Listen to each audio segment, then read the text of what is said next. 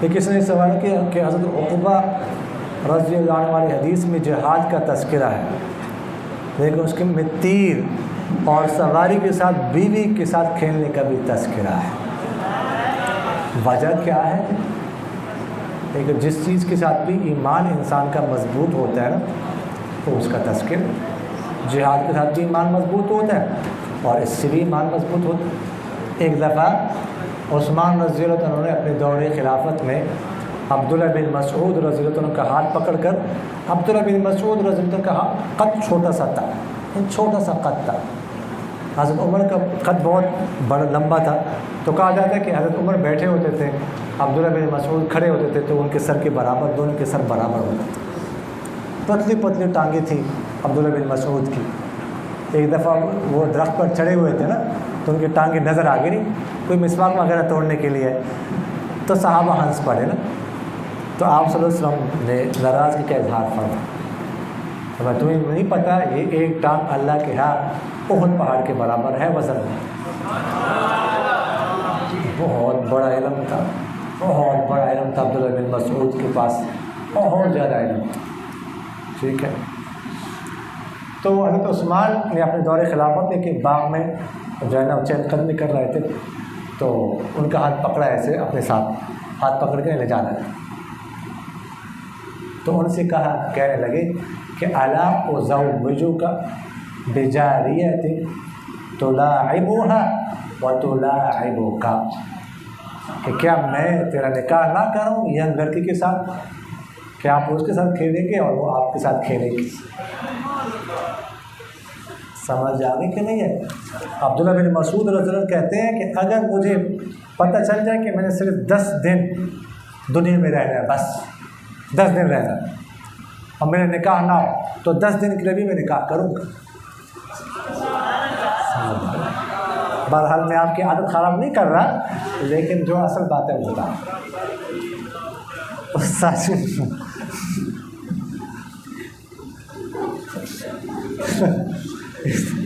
جی منیر صاحب کا موڈ خراب ہو گیا،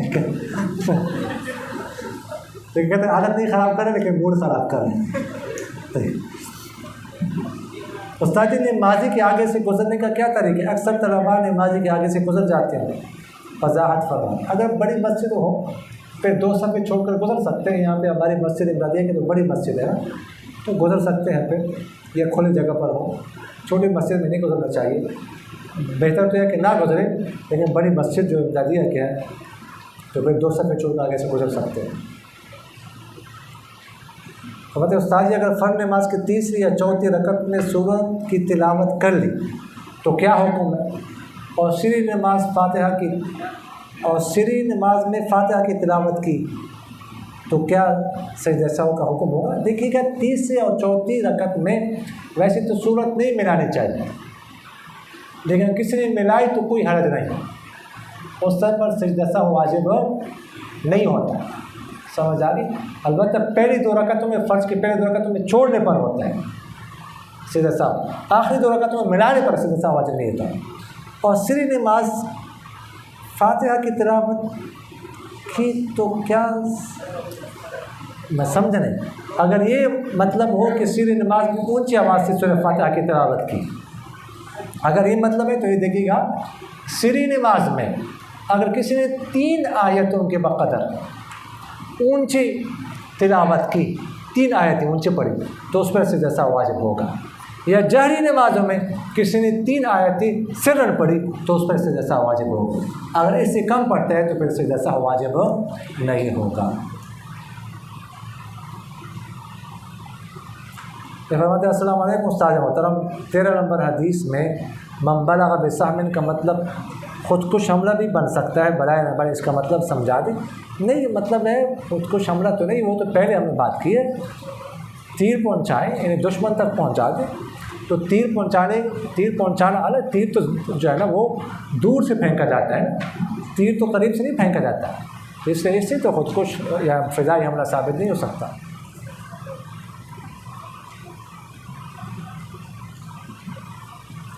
یہ فرمایا استاد جی ان تقرض اللہ قرضا حسنا فیضاعف له اضعافا کثیرا، اس آیت سے بھی استدلال ہو سکتا ہے کہ وہ تبلیغی جان و مال دونوں لگاتے ہیں تو اتنا اجر بھی مل سکتا ہے کہ اس سے بلکہ اس سے زیادہ.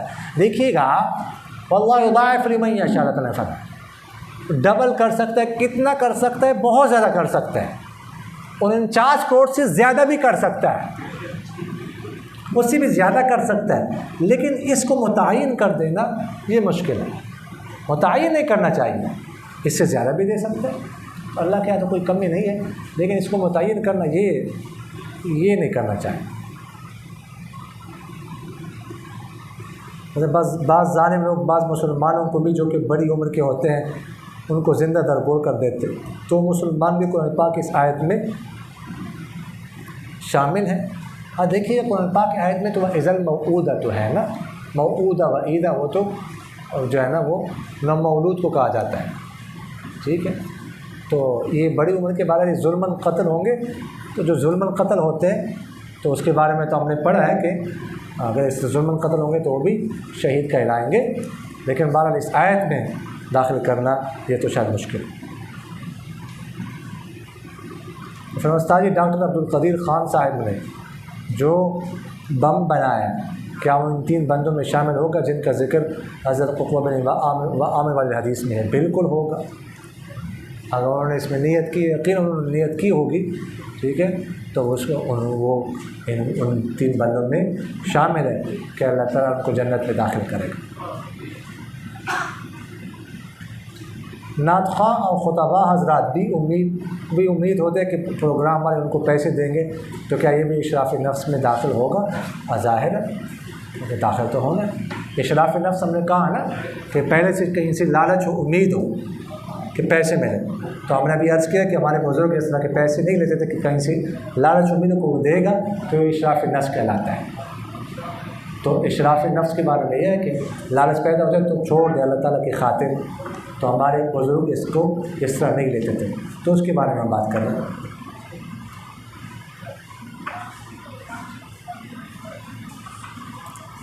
السلام علیکم استاد جی، روایت میں ابن عباس رضی اللہ عنہ آتا ہے، تو آپ حضرت ابن عباس رضی اللہ عنہ فرماتے ہیں جبکہ حضرت عباس رضی اللہ عنہ کی اور بھی فرزند تھے جیسے حضرت فضل بن عباس. میں سمجھا نہیں کیا مطلب؟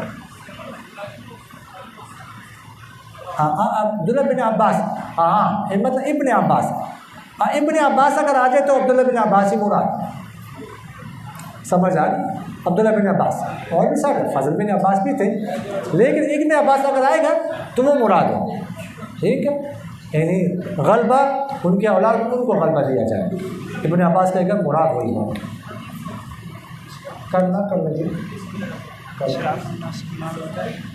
مقامات میں اشراف نفس سے گناہ ملتا ہے. اشراف نفس سے گناہ تو نہیں ہوگا، گناہ تو نہیں ملا، لیکن بہرحال یہ ہے کہ یعنی مطلب ہے بہتر ہے، نفس کے پاکی اسی میں ہے کہ اس سے کیا ہو جائے، بچا جائے. وما علینا